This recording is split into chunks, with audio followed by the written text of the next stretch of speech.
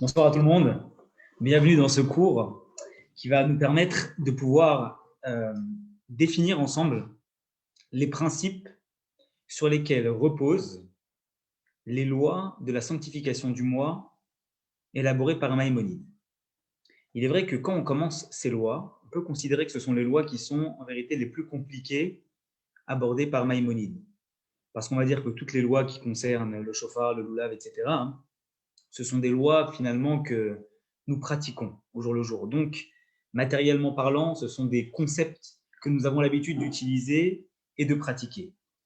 Par contre, lorsqu'on commence à parler de sanctification du moi, on commence à parler de soleil, de lune, de planète et de degrés, de position, d'inclinaison, de référentiel, ce sont des concepts qui sont, pour la plupart des gens, étrangers et difficiles à assimilés, mis à part pour quelques physiciens, et du reste, nous en avons parmi nous.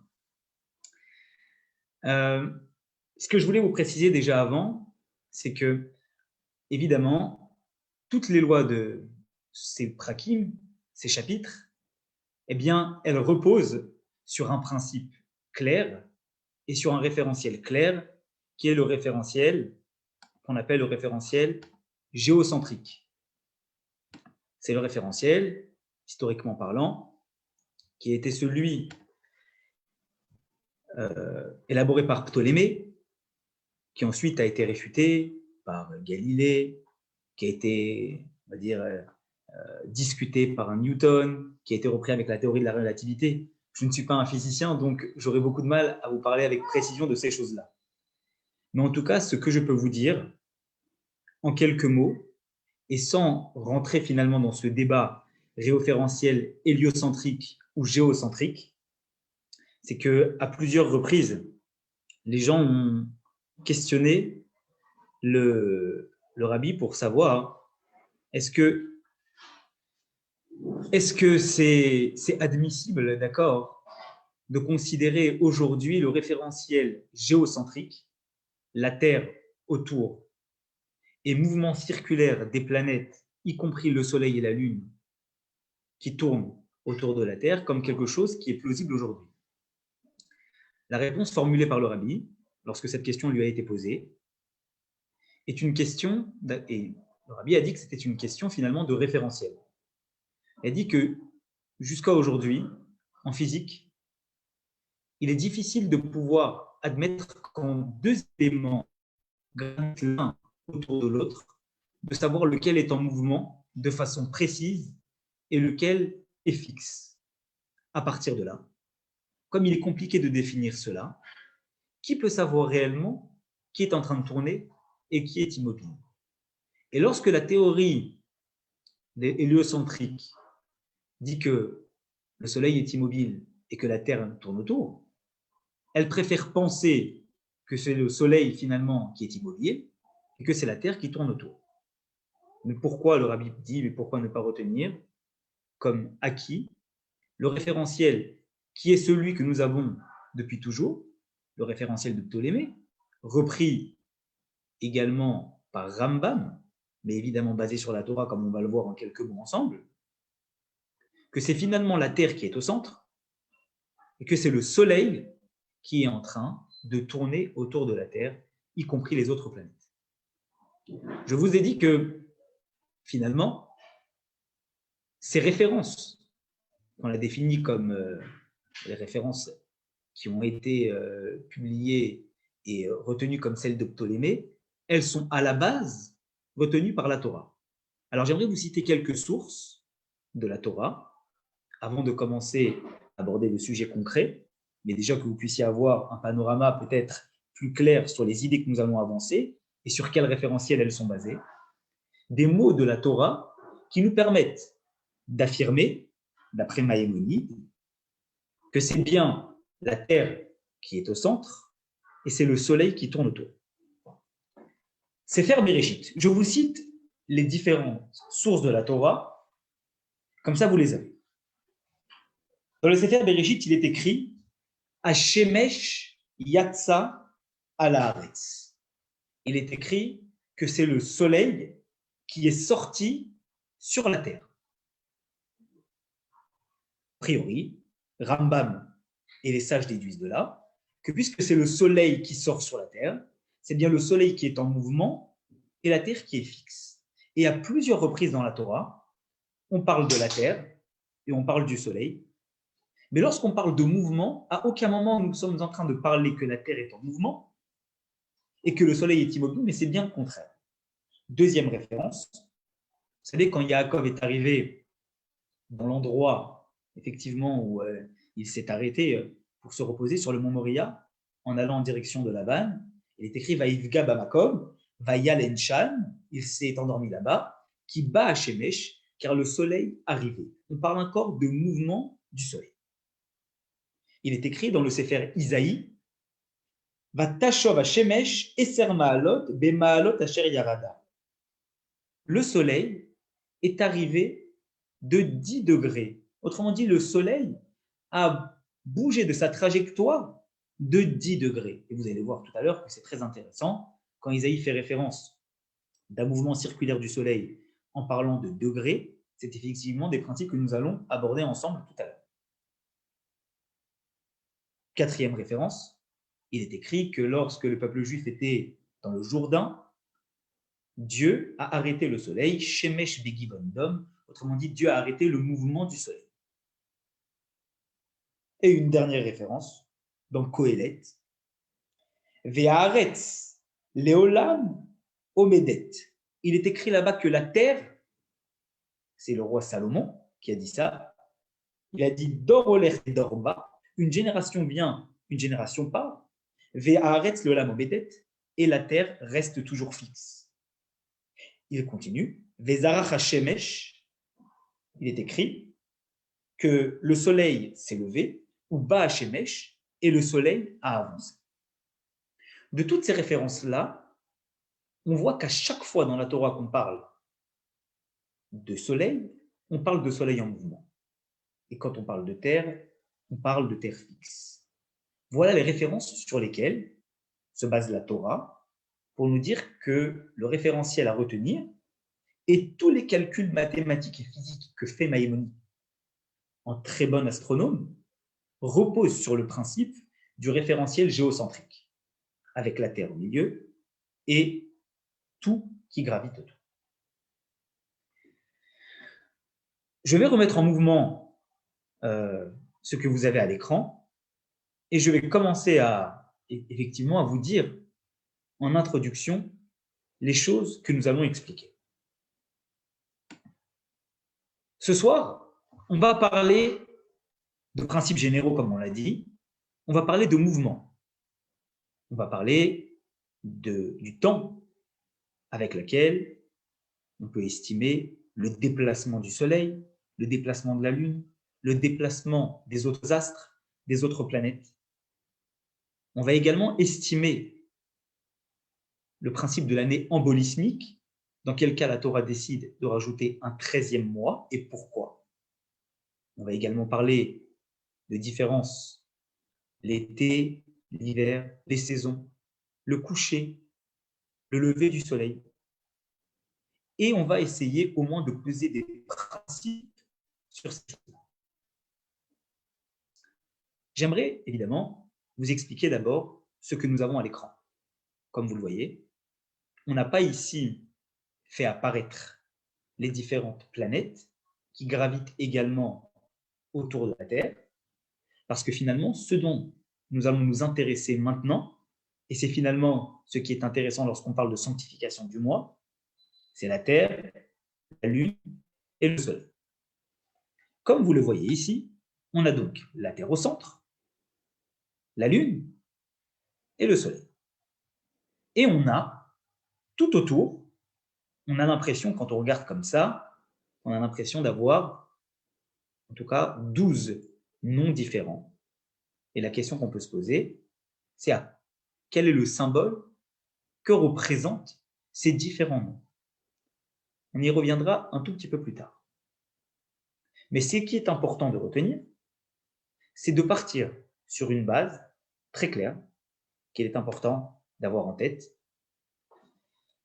Rambam, dans le 3e chapitre des lois, d'accord, de Yesodé à Torah, des fondements de la Torah, Maïmonide nous dit que le soleil tourne autour de la Terre, que la Lune tourne également, et que les autres planètes tournent également autour de la Terre. Mais Maïmonide nous dit que, hormis cela, hormis tout ce qu'on a vu ici, il y a ce qu'on appelle le Galgal Yomi. Que veut dire Galgal Yomi? Ça veut dire le tour quotidien. Autrement dit, la force divine fait en sorte que chaque jour, le Soleil, la Lune et toutes les autres planètes fassent un tour complet, d'accord, autour de la Terre. Est-ce qu'ils reviennent exactement à la position initiale? On va en parler. Mais en tout cas, il y a ce qu'on appelle le principe du Galgal Yomi, le tour quotidien. Donc, tout tourne autour de la Terre chaque jour en faisant un tour complet. Ça, c'est le premier principe qu'il est important d'avoir en tête lorsqu'on s'apprête à commencer à étudier ces différentes lois. Le Soleil, il tourne, la Lune, elle tourne. En combien de temps? On va le voir.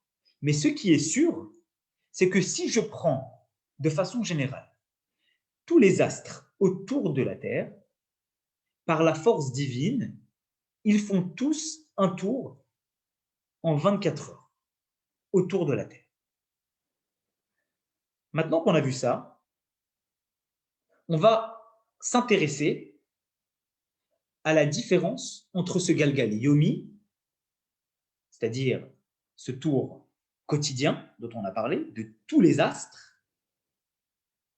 et on va le différencier de ce qu'on appelle le Galgal Hashemesh, c'est-à-dire le tour que fait le Soleil. Je refais bouger l'image. Ici, vous voyez, a agrandi le Soleil. On peut considérer que ce que vous voyez à l'écran qui est agrandi, c'est ce qu'on appelle le Soleil.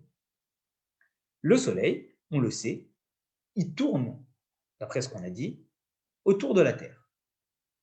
En même temps que toutes les planètes, on l'a dit, en 24 heures.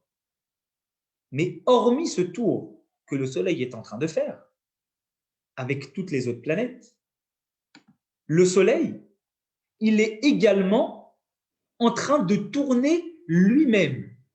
Ça veut dire quoi? Ça veut dire qu'en fait, si vous regardez bien l'image, vous voyez que le tour que le Soleil est en train de faire avec les autres planètes, il est de l'est vers l'ouest. Ça veut dire, imaginez qu'on se trouve ici au Mazal Shor, vous voyez, en haut, à droite, eh bien, on peut considérer que le tour que le Soleil fait avec toutes les autres planètes, c'est le tour inverse de celui des aiguilles d'une montre. Donc, il va remonter. Gémini, Cancer, Léo, Virgo, etc., etc. Et donc, finalement, le tour complet qui est fait par les planètes et par tous les astres chaque jour est un tour qui va de l'est vers l'ouest. Ça, c'est concernant le Galgal Yomi, le tour quotidien, en 24 heures. Ce qui est intéressant, et qu'on vient de dire, c'est que le Soleil a lui aussi son propre tour. Quel est le tour du Soleil?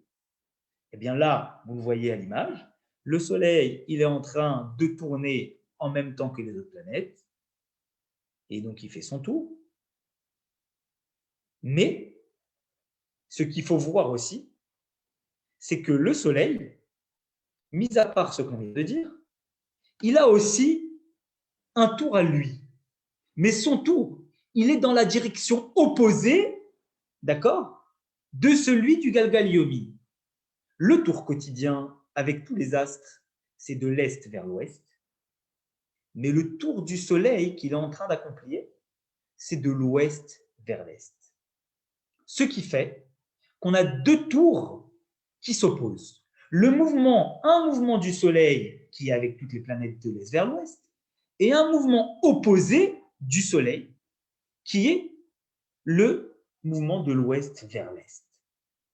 Et c'est pour ça qu'en fait, ce qu'on a l'impression, quand on regarde le mouvement du Soleil, et on va le voir après avec les degrés, c'est que le Soleil, il n'arrive jamais à faire un tour complet en 24 heures. Pourquoi? Parce qu'il est retenu par une force qui le fait faire son propre tour dans le sens inverse. Et donc, il y a toujours un décalage qui se crée, d'accord, à chaque fois que on est en train de voir le mouvement du Soleil. Je vais juste faire épingler la vidéo pour que tout le monde puisse la voir.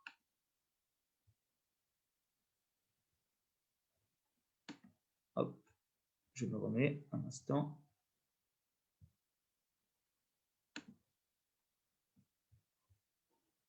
Alors, tout le monde voit bien la vidéo au milieu, au centre, c'est bon? Très bien. Donc, on a deux mouvements opposés. On reviendra après graduellement parlant pour vous donner l'impression que ça donne. Maintenant, il n'y a pas que le Soleil qui fait ça, qui a un mouvement opposé.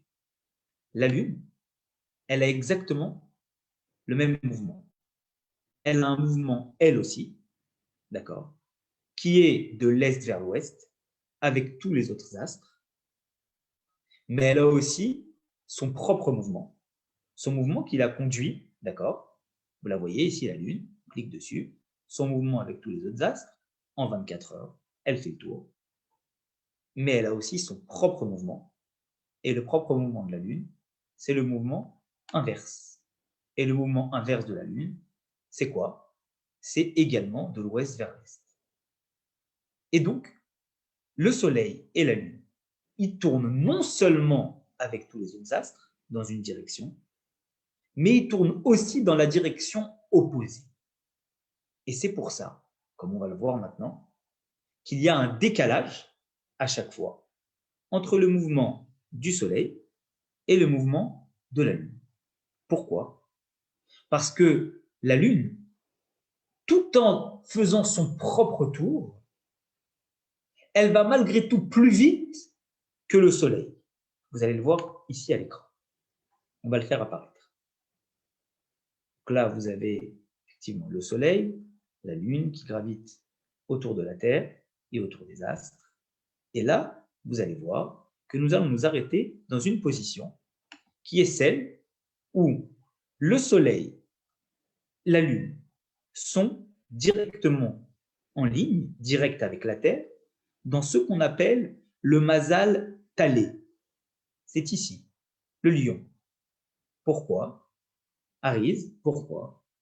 Parce qu'en fait, on peut considérer, et vous le voyez, que au moment où Dieu a créé le monde, le premier Nissan, la Terre et la Lune étaient alignées, la Terre, le Soleil, la Lune et la Terre étaient alignés à 0 degré puisqu'ils n'avaient pas encore commencé à tourner et qu'ils étaient au Mazal Tali. Et on considère que le début d'une nouvelle année, Rosh Chodesh Nissan, c'est le moment où quand le Soleil et la Lune recommencent à tourner, eh bien, ils réatteignent ensemble, ou du moins ils sont censés atteindre de nouveau le Talé, cet endroit-là, Ariz. Je relance la vidéo et vous allez voir ici, on peut considérer ici qu'il est 7 heures du matin, par exemple, à Jérusalem, et on est Rosh Chodesh Nissan, il est 7 heures du matin à Jérusalem, voilà la position du Soleil et la position de la Lune. Que se passe-t-il si je considère maintenant que je vais commencer à avancer, d'accord, d'un jour, pour voir la position, un jour après, du Soleil et de la Lune. Je les fais avancer, je clique sur +1, et là, qu'est-ce que je vois? Je vois ici que, oui, Thalès c'est Bélier, Thalès c'est pas Lion. Parce que j'ai vu Aries, donc ça m'a troublé. Mais vous voyez ici que le Soleil, il a fait son tour complet, il était sur le Mazal Talé, mais en fait, ce qui s'est passé, c'est que comme il a eu son propre tour, eh bien, il est revenu un petit peu en arrière. Et donc, du coup, au lieu de revenir à 1, à 0, il a un décalage de 1 degré. À l'inverse, la Lune, elle a fait son tour, et une fois qu'elle a fait son tour, eh bien, elle aussi, elle a été décalée un petit peu, mais son décalage, on voit bien qu'il est quand même, malgré tout, plus important que celui du Soleil. Et donc, du coup, le Soleil est décalé de 1 degré, alors que la Lune, vous allez le voir ici, elle n'est pas décalée de 1 degré, mais elle est décalée d'environ une vingtaine de degrés. Le Soleil a fait son tour, vous le voyez à l'image, on le laisse apparaître, et il revient ici à sa position, et la Lune, elle, qui fait son tour, elle est décalée. La Lune est à 13 degrés, le Soleil est à 1 degré, et il y a donc 12 degrés d'écart dans le positionnement entre les deux. Et au fur et à mesure que j'avance, 10 jours après, et j'ajoute encore 10 jours, je vois bien que la position du Soleil, elle avance petit à petit dans tout ça, mais que la position de la Lune, eh bien, elle avance également, mais elle avance beaucoup plus vite. Ça veut dire que quand j'aurai le Soleil qui sera au Mazal Talé, la Lune, elle sera à Betula, elle sera à Vierge, parce qu'elle avance beaucoup plus vite.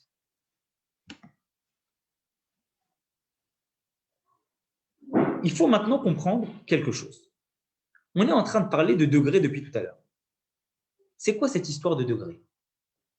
Comme vous voyez, lorsqu'on parle effectivement de circonférence, de tour, on sait très bien qu'un tour complet, c'est 360 degrés.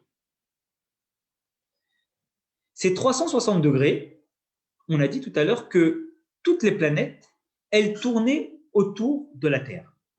Et puisqu'elles tournent autour de la Terre, lorsqu'on voit que les planètes, elles tournent pas à la même vitesse. On l'a vu avec le Soleil, on l'a vu avec la Lune.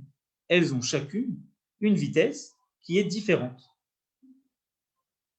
Et donc, ce qui se passe, et ce qu'il faut comprendre, c'est que si tous les 30 degrés, je regarde la position des différents astres dans l'espace, je me rends compte que je peux faire un tracé entre ces différents astres. Par exemple, je le vois ici au Mazal Talé, Bélier. Si je prends les points, je vois qu'il y a 1, 2, 3, 4, 5, 6, 7, 8, il y a 8 points. Ça veut dire que je peux faire un tracé entre la position de chacune des planètes et des astres lorsqu'elles sont dans le Mazal Talé à 0 degré. Si j'avance de 30 degrés, la position, elle a bougé. Et du coup, je peux faire quelque chose qui ressemble à un shor, à un taureau, etc., etc. Et donc, du coup, ce qu'ont fait les Chachamim Akadmonim, les premiers sages, c'est qu'ils ont séparé les 360 degrés en 12. Et ils ont donné à chaque fois une position et un nom à chacune des avancées 30 degrés par 30 degrés. Du coup, quand on est dans la position de Mazal Talé, on peut considérer qu'on est proche de 0, plus ou moins 0 degré. Et donc, en avançant à près de 30 degrés, on est dans Shor, etc., etc., jusqu'à refaire le tour complet et passer par toutes ces noms, d'accord, de position des astres, pour en arriver, au final, à revenir à Mazal Talé, 12 fois 30 pour arriver à 360. Voilà pour expliquer un petit peu déjà le positionnement en termes de degrés. Et là, vous le voyez beaucoup mieux. Quand vous voyez la position du Soleil, vous voyez bien que le Mazal Talé, il est compris entre 0 et 30. Et le Mazal Shor, la position des astres taureaux, c'est entre 30 et 60, etc., etc. Et on aboutit après jusqu'à ce qu'on arrive à 330 et à 360, on arrive à la fin de Poisson et on revient à 0. Voilà sur quoi se base finalement cette histoire de degrés. Pour éviter à chaque fois, finalement, Rambam, Maïmonide, dans ses lois, de devoir dire qu'on est à 1 degré, à 2 degrés, à 25 degrés, il utilise à la place du mot degré le nom du mazal. Et donc, du coup, quand la position du soleil elle sera entre 0 et 30, il ne parlera pas d'une position de 2 ou 3 degrés, mais il parlera du mazal talé. Et quand la lune, comme on le voit ici, elle sera à une position, on va dire, de 160, eh bien, Rambam dira, elle est dans le mazal Betula. Voilà comment Rambam définit la chose.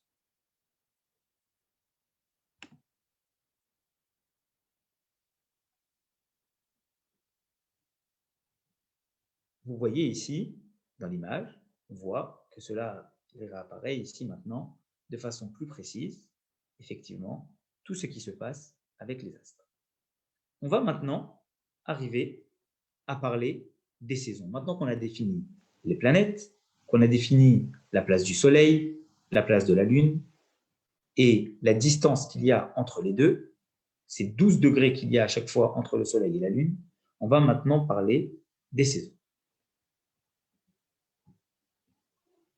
Je me mets à l'emplacement des saisons que vous allez voir.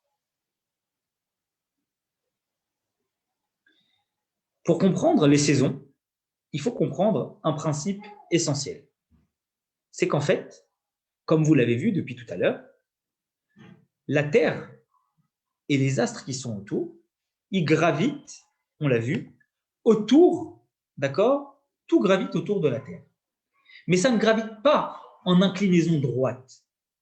Ça gravite penché à plus ou moins 23,5 degrés. Ça veut dire que tous les mazalotes que vous voyez à droite, eh bien, ils sont à plus 23,5 degrés. Ça veut dire, tout simplement, que tant qu'on est finalement du côté est, eh bien, on est à plus 23,5 degrés. Par contre, quand on est du côté ouest, on peut imaginer que la circonférence, le tour, c'est un tour qui est incliné, et donc, du coup, sur toutes les 6 autres qui sont du côté ouest, les 6 autres mazalotes, eh bien, on se trouve à moins 23,5 degrés. Pourquoi c'est primordial de comprendre ça? Parce qu'en comprenant ça, on va comprendre finalement que quand le Soleil se trouve du côté des 6 qui sont à l'est, il éclaire où? Puisqu'il est à plus 23,5 degrés, il éclaire sur le nord du globe. Alors que quand il est sur les 6 qui sont du côté ouest, puisqu'il est sur l'axe qui est incliné à moins 23,5 degrés, il éclaire sur la partie sud du globe. On voit bien ici le tour du Soleil qui se fait, et on voit bien que là, il est sur les 6 qui sont en haut. Et dès qu'il bascule à partir de Sagittaire, il est sur les 6 qui sont après, et là maintenant, il est en train de tourner sur la partie sud du globe. C'est extrêmement important de comprendre ça, parce que c'est ce qui va nous permettre de comprendre un petit peu les saisons. Pourquoi? Eh bien parce que, on l'a vu, à un moment, il est en haut, à un moment, il est en bas, mais quand il est dans le mazal talé, c'est-à-dire entre 0 et 30 degrés, comme on l'a vu tout à l'heure, eh bien, il éclaire à l'équateur, de façon fixe sur le centre, ce qu'on appelle en hébreu le kavamachevé, c'est-à-dire l'équateur. Maintenant qu'on a vu ça, on va pouvoir comprendre les rayonnements du Soleil. Comment les rayonnements du Soleil se produisent? Vous voyez ici à l'image, on a la Terre, et tout autour de la Terre, on a l'atmosphère. Les rayons du Soleil sont extrêmement chauds. Et l'atmosphère, eh bien, il refroidit les rayons du Soleil. Mais vous vous doutez bien qu'en fonction de la position que va avoir le Soleil, s'il se trouve dans l'inclinaison haute ou dans l'inclinaison basse, eh bien, automatiquement, le rayonnement du Soleil n'est pas le même, il n'est pas réparti de la même façon sur le globe. Encore plus lorsqu'on le voit très bien à l'image, que les rayons centraux du Soleil, qui arrivent directement en ligne directe avec la Terre, en fonction de sa position, eh bien, ils sont puissants, mais ils sont beaucoup moins altérés par l'atmosphère que les rayons qui sont aux deux extrémités. On le voit très bien. Ici, quand la position du Soleil, elle est vers le haut, eh bien, on voit que le rayon du Soleil vers le haut, il est altéré par l'atmosphère, mais moins, évidemment, que le rayon du Soleil qui est à l'autre extrémité, ce qui est normal, puisque le Soleil est en inclinaison haute. Donc, automatiquement, eh bien, c'est la logique. Il est altéré plus au sud qu'au nord. Et finalement, c'est ce qui nous permet de comprendre le fonctionnement des saisons d'après la place de chacun des astres et de ce que nous dit Maïmonide. Vous voyez ici l'atmosphère et le rayonnement du Soleil. Et on va voir tout de suite qu'en fonction des rayonnements du Soleil et de la position, eh bien, au milieu, vous voyez, c'est altéré, mais beaucoup moins altéré que les rayons qui sont à l'extrémité nord, comme on peut le voir ici. Et on va pouvoir faire exactement le même constat. Si je suis en train maintenant de considérer que le Soleil ne va plus être à Cancer, c'est-à-dire Sartan vers le haut, et il va être en bas, et quand il est donc de l'autre côté, cette fois il éclaire vers le bas, et on a exactement le même constat, avec cette fois-ci le rayon du Soleil vers le sud qui est moins altéré, alors que le rayon vers le nord est beaucoup plus altéré, et même, possiblement parlant, que le pôle nord, lui, n'est pas du tout éclairé. À l'inverse, lorsque j'arrive à cette position-là, je le vois très clairement, je suis au Mazal Talé, c'est-à-dire à l'équinoxe, eh bien, il éclaire de la même façon, en haut et en bas. Il est altéré par l'atmosphère de la même façon, en haut et en bas.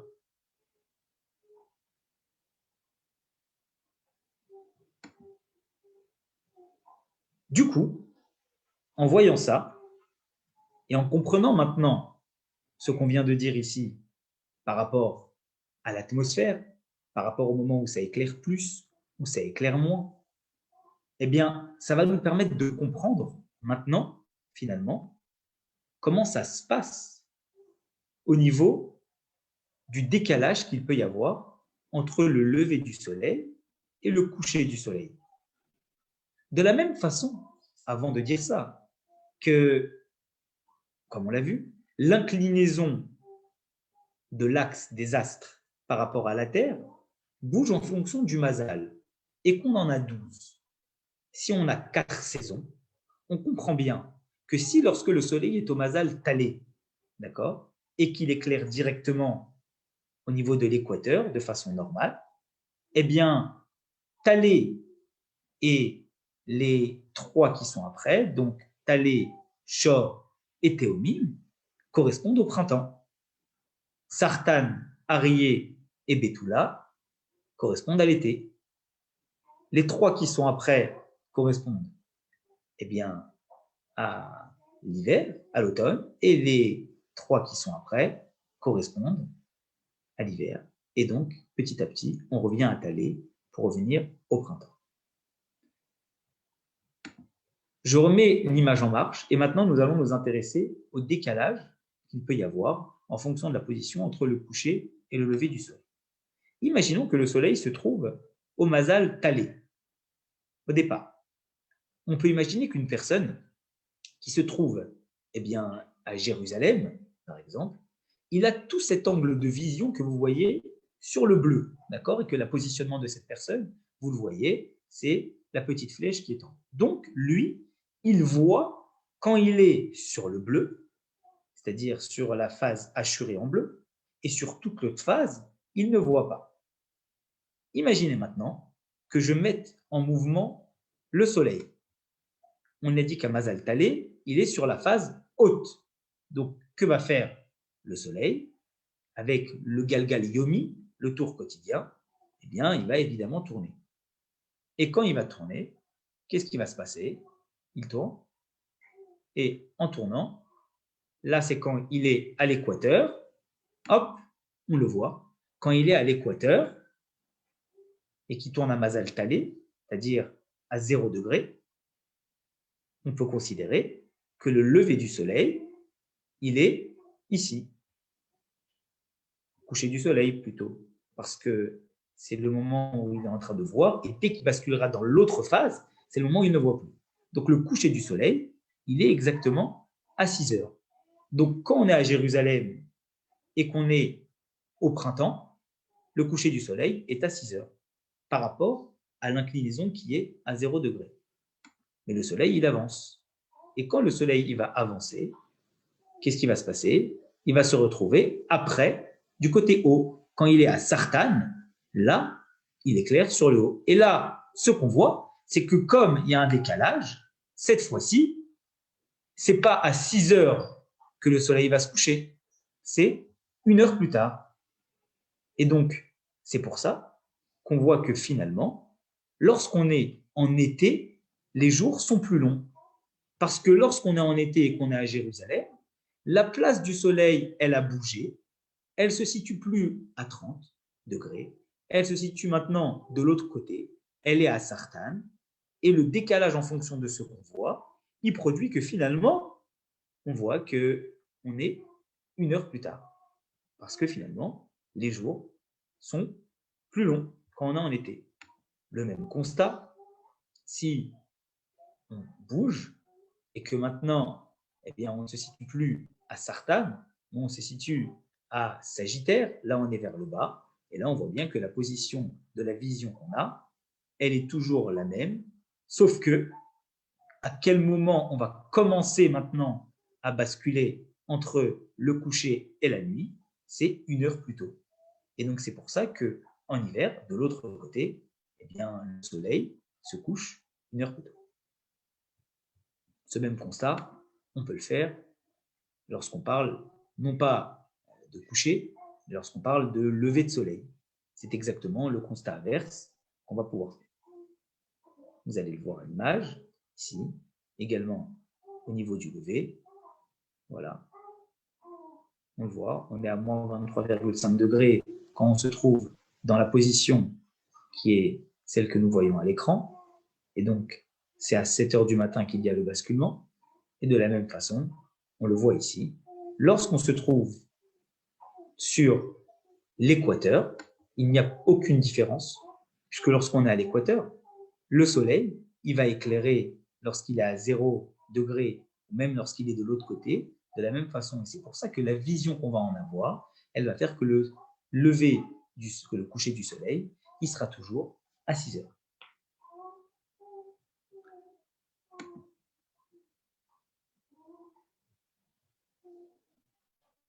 Par contre, évidemment, quand on est dans une position qui est haute, comme vous le voyez ici à l'écran, si on est en haut du globe, alors là, ce n'est pas la même chose. Quand on est à Arié, Lyon, eh bien, on voit bien que lorsqu'on est en haut, on a une vision en haut, eh bien, le soleil, il va parfois éclairer, mais lorsqu'on va faire le tour, eh bien, automatiquement, il y a parfois des moments où on va avoir des jours qui sont très, très longs, et parfois des moments où quand l'inclinaison, elle va être complètement de l'autre côté et que le soleil il sera en inclinaison basse, eh bien, à ce moment-là, il n'y aura carrément pas de jour. Et voilà pourquoi, lorsqu'on se situe dans les pôles, eh bien, parfois, il y a 6 mois de jour et parfois 6 mois de nuit, en intervertissant le pôle nord et le pôle sud en fonction de l'inclinaison du Galgal Yomi, de l'axe de tous les astres qui sont en train de bouger.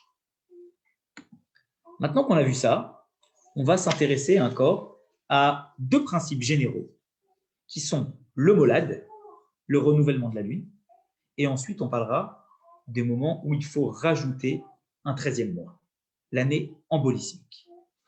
Là, ce que vous avez à l'écran, c'est, on va parler du molad. On est donc à Mazal Talé, à 0 degré, Rosh Chodesh, Nissan.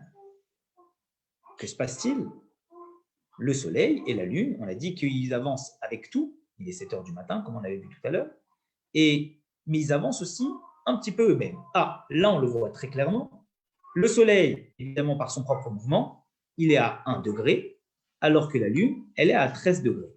Il y a donc, on le voit, 12 degrés d'écart. Mais la lune, elle a avancé plus vite que le Soleil. Que se passe-t-il? Là, on est à un jour de plus. Imaginons maintenant qu'on continue à avancer, d'accord, un jour. Et on voit que le décalage, il se creuse. On est à 24 degrés d'écart, etc., etc. À chaque fois qu'on rajoute un jour, qu'on rajoute 10 jours, qu'on rajoute 20 jours. Et qu'est-ce qui va se passer quand on va arriver à 29 jours? On voit qu'on y est presque. On l'a presque rattrapé. La Lune, elle n'est pas encore revenue dans son alignement avec le Soleil au bout de 29 jours, parce qu'il lui manque encore un chouïa. Et ce chouïa, c'est quoi? C'est ce qu'on appelle une demi-journée.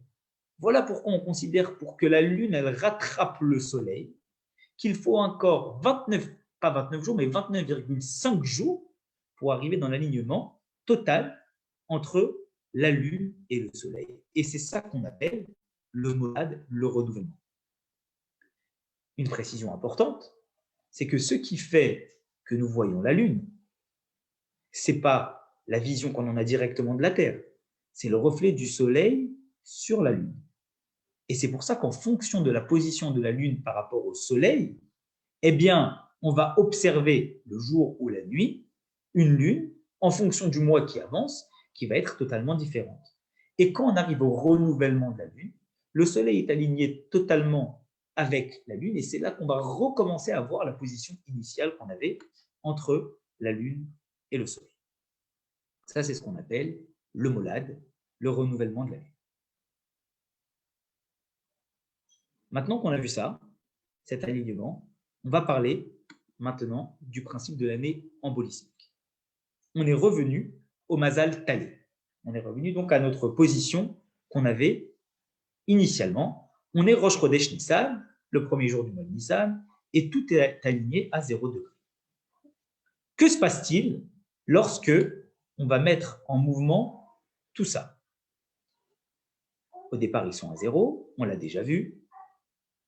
Et lorsque tout ça va avancer, on va voir que la position du Soleil et de la Lune vont être décalées. Et là, on fait faire les différents tours et on se rend compte, comme on l'a vu tout à l'heure, qu'à chaque fois qu'on fait un tour, on a 12 degrés d'écart. Ce qui veut dire qu'au bout de un molad, on a le tour du Soleil par rapport à la Lune. Il y a 12 degrés d'écart, mais le Soleil, lui, par son mouvement propre, il a été décalé uniquement de 1 degré par rapport à la Lune. Au bout de 2 molades, il a pris encore 1 degré et il est décalé de 2 degrés. Et au bout de 3 molades, 4 molades, 5 molades, 10 molades, que se passe-t-il? 10 degrés. Quand on arrive au 12e molade, au 12e renouvellement de la Lune, on a combien de décalage? On a environ 12 degrés, n'est-ce pas? Pour que la position du Soleil et de la Lune, là, qui sont presque à Mazal Talé, on le voit, ils ne sont pas encore arrivés à Mazal Talé, on a une position, on voit que pour pouvoir arriver au rattrapage entre la Lune et le Soleil, puisqu'on a à chaque fois 1 degré d'écart par rapport à la position initiale du Soleil, qu'est-ce qu'il faut? Il faut rattraper les 12 degrés d'écart, 12 degrés environ. Mais comme on vient de voir que 1 degré égale 1 jour, puisque le Soleil, quand il fait son tour complet, lui, il ne se décale que de 1 degré, ça veut dire qu'au bout d'une année, le décalage pour que la Lune et le Soleil reviennent à leur position initiale, il est de 1 jour. Et au bout de 12 mois, il est environ de 12 jours pour que la Lune rattrape réellement le Soleil dans sa position initiale. Ce qui se passe, au bout d'un an, avoir environ 12 jours de décalage, environ 1 degré, puisque c'est plus entre 10 et 12. C'est que quand on arrive au bout de 3 ans, on a environ, comme on va le voir ici, 30 jours d'écart. Et voilà pourquoi, quand on arrive au bout de 3 ans, ce qui est obligatoire, c'est de faire quoi? Pour pouvoir faire en sorte que l'année du Soleil soit identique à l'année de la Lune, il faut obligatoirement qu'on rajoute un mois. En rajoutant un mois, au bout de 3 ans, on a rattrapé les 30 degrés d'écart qui ont été causés entre la Lune et le Soleil, et ça nous permet de revenir à Mazal Talé. Pourquoi il faut revenir à Mazal Talé? Eh bien parce que le Mazal Talé correspond au printemps, et il est primordial, comme cela est marqué dans la Torah, que nous fassions la fête de Pessah au printemps. Parce qu'il est écrit que c'est Chodesh Ha'aviv, le mois du printemps. C'est la fête du printemps. Et le problème aurait été que si Rosh Chodesh Nissan, eh bien, il est trop décalé de 30 degrés, que se passe-t-il? Quand arrivera Pessah, on sera un mois avant et on ne sera pas encore rentré dans le Mazal Talé. On ne sera pas encore rentré dans la saison du printemps. Or, c'est impossible que la fête de Pessah ne tombe pas au printemps, puisque les mots de la Torah veulent que la fête de Pessah tombe tout le temps au printemps.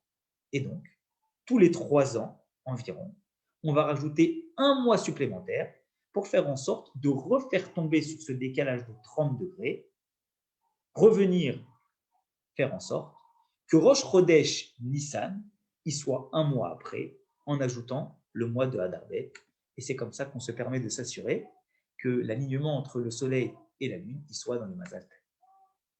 Voilà, c'est quelques principes généraux qu'il était important qu'on aborde ensemble pour pouvoir justement avoir une définition, je dirais, un peu plus claire des principes sur lesquels repose Rambam et sur les principes qui sont, je dirais, essentiels.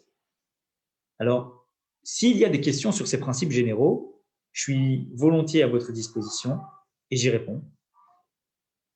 S'il y a des questions, n'hésitez pas. On a quelques minutes avant de commencer le cours qui va suivre du prochain chapitre de Maïmonide, qui va parler, cette fois-ci, eh bien, des lois des témoins, et on va revenir sur le principe de l'année embolismique. Est-ce qu'il y a des questions?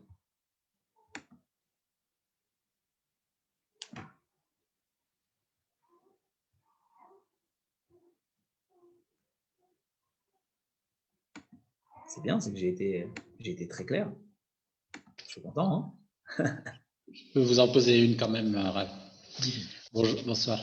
Il était question dans votre présentation de définir la longueur des jours entre l'été et l'hiver, des jours plus courts et des jours plus longs. Et vous avez introduit la notion d'heure. Or, à l'époque, on ne parlait pas d'heure. Pourquoi? À quelle période on a commencé à dire, voilà, les jours font autant d'heures? Alors, ça revient à se poser la question sur Maaseh Bereshit, sur la création. Il y a beaucoup de personnes qui pensent que puisque, eh bien, on évalue le temps à des millions d'années, alors que, d'après la Torah, le monde a 5781 ans, c'est peut-être que les 7 jours de la création, à l'origine, n'étaient pas en fait des jours de 24 heures, comme c'est le cas aujourd'hui, mais c'était des jours qui duraient beaucoup plus longtemps.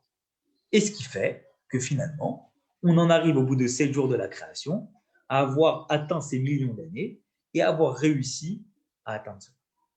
Or,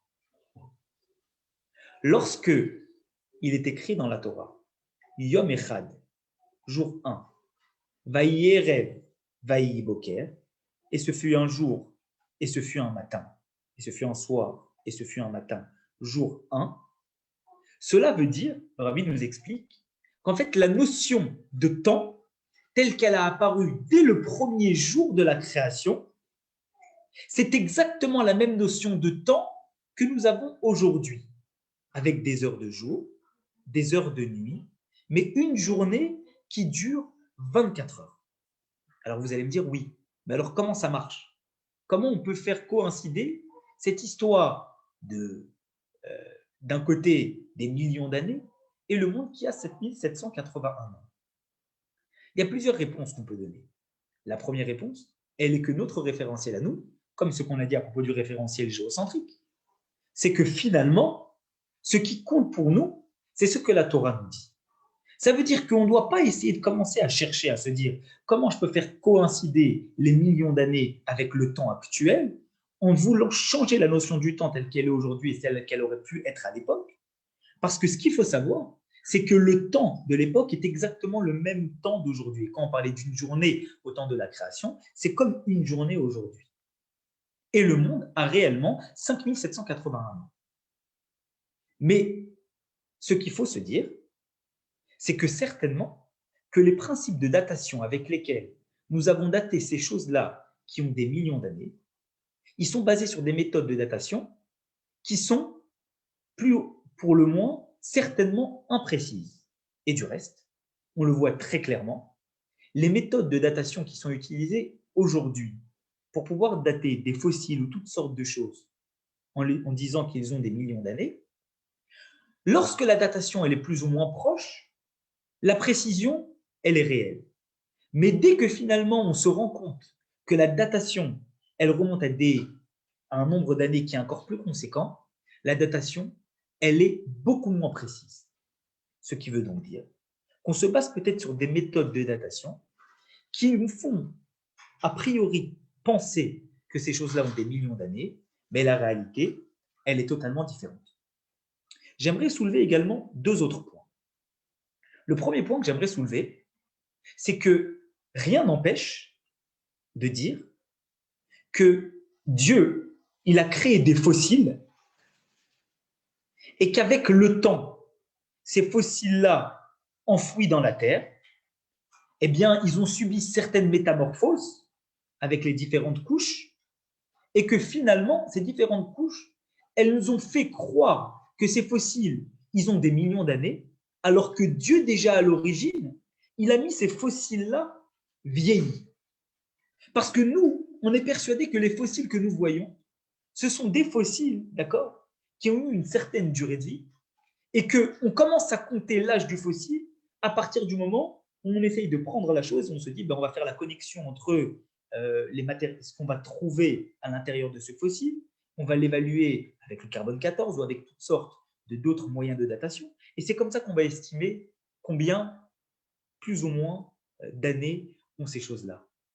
Mais qui nous dit que Dieu, il n'a pas mis ce fossile tel quel dans le sol? Peut-être qu'il l'a mis tel quel. Parce que si on est en train de faire baser la datation du fossile sur les millions d'années, ça voudrait donc dire qu'on est en train de dire que Dieu, il est impossible pour lui de prendre un fossile, des ossements, de les mettre tels quels dans la terre, vieillis déjà, pour pouvoir finalement, eh bien, aboutir à ce que l'homme va avoir ce questionnement. J'aimerais aborder un second point. Lorsqu'on regarde la formule chimique du pétrole, c'est une formule chimique qui assemble un grand nombre d'éléments. C'est finalement la résultante de réactions chimiques en chaîne, les unes après les autres, qui se produisent pour permettre de faire aboutir ce que va être le pétrole. Demandez aux scientifiques d'estimer le temps que prend ces réactions chimiques en chaîne pour pouvoir faire en sorte que le pétrole apparaisse tel qu'il est aujourd'hui. Ça prend des milliards d'années si on essaye d'estimer les réactions chimiques en chaîne du pétrole. Et là, vous pouvez questionner les scientifiques et leur demander comment se fait-il que le monde, d'après vous, il a des millions d'années, alors que la réaction chimique d'un élément qui est enfoui sous le sol, qui est le pétrole, doit prendre des milliards d'années. Et là, on n'a pas de réponse. Nous, on en a une. Notre réponse, elle est que les éléments que Dieu a créés, certains éléments, ont été créés tels quels dans le monde. Ils n'ont pas changé. Ils ont été exactement les mêmes. Et Dieu, il les a créés tels quels. Alors nous, après, on essaye, dans certains cas, de vouloir dater ces éléments-là. Mais la datation de ces éléments-là, parfois, elle est même antérieure à ce que les scientifiques peuvent estimer. Et lorsqu'on voit l'imprécision avec laquelle on a du mal, et aujourd'hui, c'est des découvertes, tous les jours des nouvelles découvertes, certaines qui viennent remettre en cause des découvertes qui ont été déjà dévoilées antérieurement, et on est en train de remettre dans le sac tout ce qu'on avait dit, et finalement, chaque jour, on découvre de nouvelles choses. C'est beaucoup plus aisé pour nous vont pouvoir considérer que les postulats sur lesquels la Torah est basée, les règles sur lesquelles la Torah est basée, avec les mesures de temps telles qu'elle les a estimées, sont les mesures qui sont réelles, et le monde a bien 5781 ans. Et c'est tout. Pas besoin d'aller plus loin. Merci. Avec grand plaisir. Je vois maintenant qu'il reste 3 minutes avant de commencer notre prochain cours de Rambam. Je pense qu'on n'a pas besoin de sortir. Ceux qui veulent rester avec nous pour comprendre et revoir ensemble le principe du molad, comme on l'a déjà vu, eh bien, ils peuvent rester. Et on va aborder un certain nombre de lois, ce qui nous permettait finalement de définir de quelle façon pouvait-on ajouter, pas simplement au niveau des astres, mais également au niveau de la résultante de ce qu'on voyait sur Terre, un mois supplémentaire. Baruch, je demande juste à l'administrateur également du groupe, Baruch, pour pouvoir séparer les deux vidéos, est-ce que je dois arrêter là et refaire un nouvel enregistrement? Non, il n'y a pas de problème, c'est bon. Je peux continuer à ce niveau-là? Ok. Ah ouais, il n'y a pas de problème. Alors maintenant, je vais faire apparaître à l'écran le chapitre que nous allons étudier aujourd'hui. C'est le chapitre 4 des lois de la sanctification du mois. Vous allez le voir, il va apparaître tout de suite à l'écran.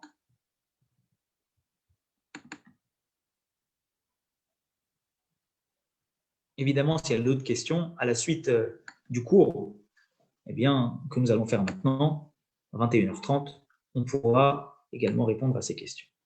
Je vous fais apparaître tout de suite le nouveau chapitre. Merci. Je vais aller, bye.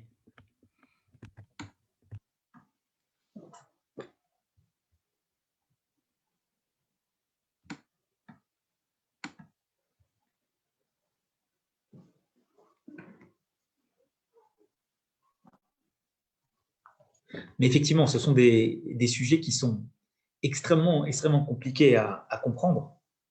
Mais évidemment, le but du cours qu'on a fait maintenant, c'était surtout de définir les principes généraux, de comprendre le principe de 360 degrés, le principe des 12 mazalot, la position du soleil, la position de la lune, les tours que chacun peut faire, parfois dans le même sens, parfois opposés, le décalage qui existe parfois entre le soleil et la lune, comment on fait pour rattraper ce décalage, et finalement le rythme des saisons, parce qu'on voit bien qu'en fonction de la position au niveau de la circonférence, eh bien, ça nous permet de comprendre.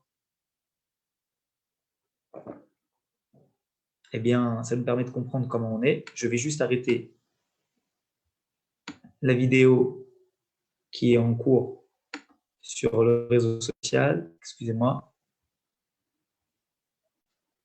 Baruch, est-ce que tu peux envoyer un message? Nous sommes en ligne pour le deuxième cours qui va commencer. Chapitre 4, c'est fait? Ouais. Super.